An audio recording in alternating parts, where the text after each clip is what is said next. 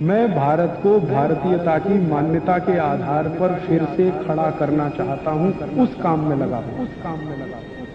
दांत साफ करने के लिए टूथब्रश मत करो, खर्चा बचेगा।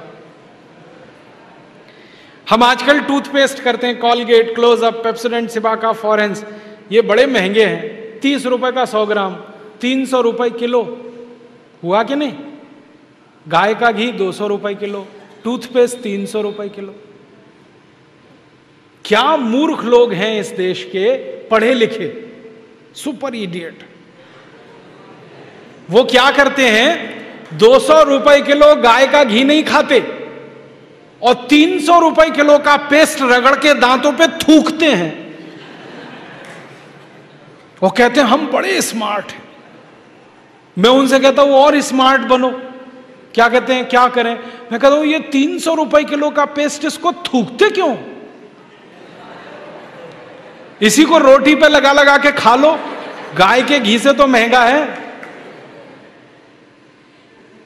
कितना फालतू खर्चा कर रहे हैं। 300 रुपए किलो का पेस्ट। मैंने एक दिन हिसाब निकाला था, एक आदमी रोज जो ब्रश करता है ना सवेरे का, तो एक बार के ब्रश में 1.5 से 2 ग्राम टूथपेस्ट इस्तेमाल होता है।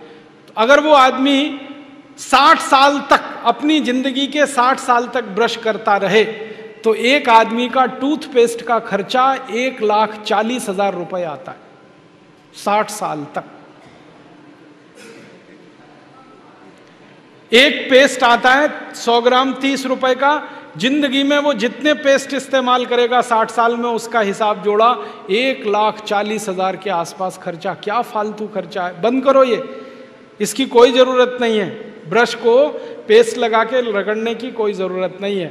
फोकट का काम करो, दातुन करो, दातुन। भागवत जी ने कॉलगेट के लिए मना किया है। कॉलगेट था ही नहीं तो लिखा भी नहीं है उन्होंने कहा कि आप नीम का दातुन करें। और नीम से भी अच्छा एक दातुन उन्होंने बताया, मदार। मदार समझते, मदार का एक पेड़ होता है, वो कहते हैं नीम से भी अच्छा है, क्योंकि वो और ज्यादा कषाय है और ज्यादा तिक्त। फिर एक है बबूल, फिर एक है अर्जुन। अर्जुन की छाल आपने पिया ना, अर्जुन की दातुन भी होती है। तो ऐसे 12 वृक्ष उन्होंने बताए हैं। नीम है, मदार है, अर्जुन है, फिर ये जो होता है ना आम, बबूल है, आम है, अमरूद है। ऐसे 12 वृक्षों का उन्होंने वर्णन किया है कि इनकी दातुन ही करना, इसके आगे 13वें वृक्ष की नहीं। और वो डिटेल लिखा है किताब में, आप ले सकते। जब उन्होंने आगे लिखा है वो मैं अभी बता दूं। वो ये कहते हैं कि जीवन में जो ऋतु है, ऋतु गर्मी है, फिर सर्दी है, फिर बरसात है, 3 तो मुख्य ऋतुएं हैं। फिर इनकी उप ऋतुएं हैं तो 6 हो जाती है, शरद है, शिशिर है, वसंत है। तो मोटा मोटा बता देता हूं, ज्यादा बारीक आपको याद नहीं रहेगा। वो ये कहते हैं कि जब गर्मी का सीजन है, गर्मी माने अप्रैल से शुरू कर लीजिए, उगादी से शुरू कर लीजिए, नहीं तो आप मकर संक्रांति से ही मान लीजिए। तो मकर संक्रांति से लेकर जब तक गर्मी है, माने बारिश नहीं होती, तब तक नीम के दातुन की बात कही उन्होंने। तो इसमें चैत्र भी आएगा, वैशाख भी। अब आप पुरानी चीज जरा देखिए कि हमारे बचपन में हमारी दादी कहती थी कि देख चैत्र का महीना लग गया, नीम के पत्ते खा ले तो अगले 1 साल तक बीमार नहीं पड़ेगा।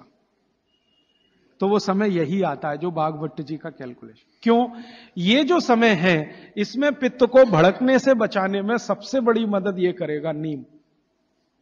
तो नीम का दातुन, नहीं तो बबूल का दातुन, नहीं तो मदार का दातुन, लेकिन गर्मियों में सबसे अच्छा नीम है। दूसरा सबसे अच्छा बबूल है गर्मियों में।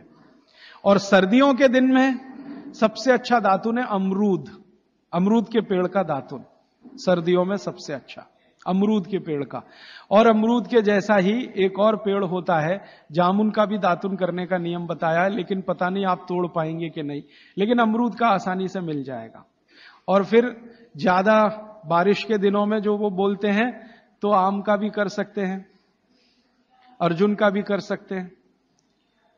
और आप बोलेंगे जी पूरी जिंदगी अगर नीम का ही दातुन करें तो कर सकते हैं। 3 महीने लगातार करके थोड़े दिन छोड़ देना, फिर 3 महीने कर लेना। वो थोड़े दिन छोड़ने का नियम ध्यान रखना। तो फिर आप बोले थोड़े दिन छोड़ दिया तो क्या करें? उस दिन दंत मंजन कर लेना।